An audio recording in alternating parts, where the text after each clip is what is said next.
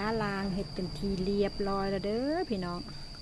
คลิปนี้ก็จะแมนพามาฮูวิธีการล้างเห็ดแบบดังเดิมก็สบายดีพี่น้องวันนี้คำล้าจะมาแนะนำวิธีการล้างเห็ดที่ว่ามันเริ่มจะเน่าหรือว่าเริ่มจะเละนะเนาะเพื่อบอกให้มันเวลาเราล้างแล้วมันจะมุ่นนะพี่น้องคำล้าก็เกี่ยมน้ำเกี่ยมอันนี้จะเป็นน้ำฮอนเนาะพี่น้องเนาะน้ำที่ว่าเขาสามารถเอาไปต้มเอาอยู่ได้น้ำบอลเขาอาบขนาดพี่น้องถ้าระบบมีระบบน้ำฮอนน้ำเย็นถ้าบ่มีระบบน้ำแบบนั้นเขาก็สามารถต้มเอาได้ครับต้มแล้วเขาก็เอาเห็ดที่ว่าเขาคิดว่ามันถ้าเขาล้างแล้วมันจะเละนะพี่น้องก็คือเห็ดที่เราเป็นประมาณนี้จะดอกเก๋ๆประมาณนี้นะพี่น้องดอกเริ่มจะร่วงขนาดพี่น้องคันถ้าว่าเขาโบล้างน้ำฮอนหรือมันก็จะเละเลยพี่น้องเนี่ยเนาะถ้าว่าเขาบดใส่น้ำฮอนนี่มันจะเละมันจะเป็นอันทิมละลานะเนาะก็เลยว่าเอาน้ำฮอนมาใส่มันดีพี่น้องคำละก็จะจุ่มลงไปได้นี่เลยลวกกันพี่น้องแล้วมันก็เริ่มจะรุ่นแล้วนั่นเริ่มเล็กแล้วพี่นี่โอเคแช่น้ำอุ่นไปก่อนพี่น้องเอาไว้ให้มันลวกนะพี่น้องกับเราไปลวกเนี่ยเราก็ไม่เอาไปเล็กลงก่อนเอาไปนี่ก็จะเป็นการล้างเห็ดที่ว่าด้วยน้ำอุ่นเนาะพี่น้องเนาะเพื่อบอให้ดอกเห็ดมันมุนท่านนะพี่น้องอันนี้ก็เป็นวิธีการแบบพื้นบ้านเนาะก็คือว่าการต้มน้ำร้อนลวกเห็ดเพื่อว่าเห็ดให้ใบเห็ดให้มันหยาบพี่น้องมันบ่หักง่ายนะเนาะอันแบบที่คำลาวานี่แหละมันเฉพาะใส่กับเห็ดที่ว่ายักษ์เกนะพี่น้องถ้าว่าเป็นเห็ดธรรมดาเห็ดยังนุ่มอยู่กับบ่ใส่แบบนี้ก็ได้พี่น้องเขาก็ล้างแบบธรรมดาแบบ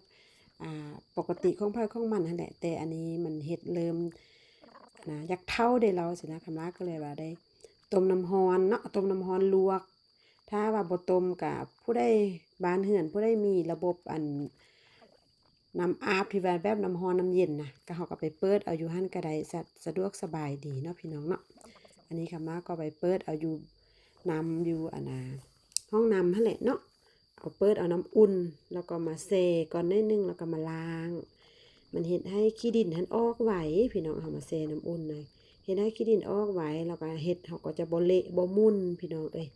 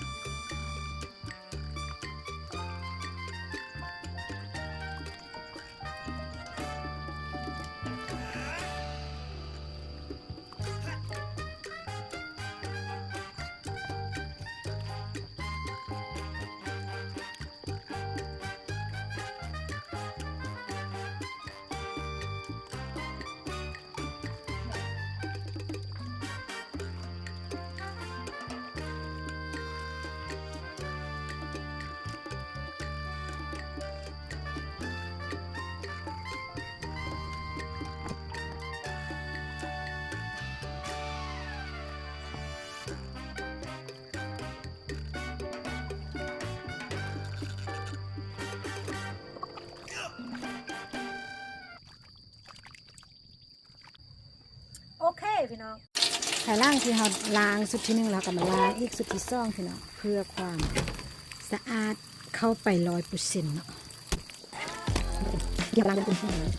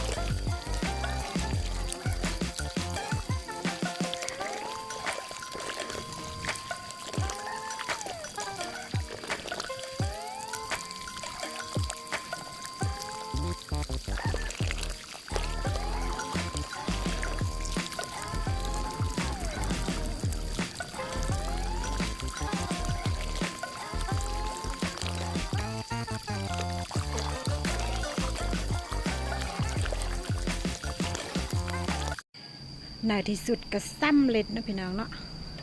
คำล้าล้างเฮ็ดเป็นทีเรียบร้อยแล้วเด้อพี่น้องคลิปนี้ก็จะแมนพามาฮู้วิธีการล้างเฮ็ดแบบดังเดิมก็คือว่าการลวกน้ำร้อนสำหรับเฮ็ดที่ว่ามันอ่าวแก่เนาะอ่าวเละแบบนี้เด้อพี่น้องเขาจะลวกก่อนเพื่อว่าคันถ้าว่าเขาบ่ลวกน้ำนี่มันจะแตกจะมุนหมดได้พี่น้องถ้าว่าเขาลวกน้ำแล้วมันก็จะยังคงความเป็นดอกเห็ดแบบมีให้อยู่ว่าซันซะเนาะขอบคุณทุกไลค์ทุกเลิฟเด้อที่ให้กำลังใจฝากกดไลค์กดแชร์เพื่อเป็นกำลังใจให้ซองแพงคำล้าสตาร์แนลด้วยนะคะเพื่อคำล้าจะมีกำลังใจในการเห็ดคลิปใหม่ๆมาฟังมาตอนให้พี่น้องได้เบิ่งได้ส้มนำเนาะขอบคุณมากๆขอให้ทุกท่านทุกบ้านมีสุขภาพแข็งแรงลำรวยๆฝากกดไลค์กดแชร์ด้วยนะคะขอบคุณมากๆค่ะบ๊ายบาย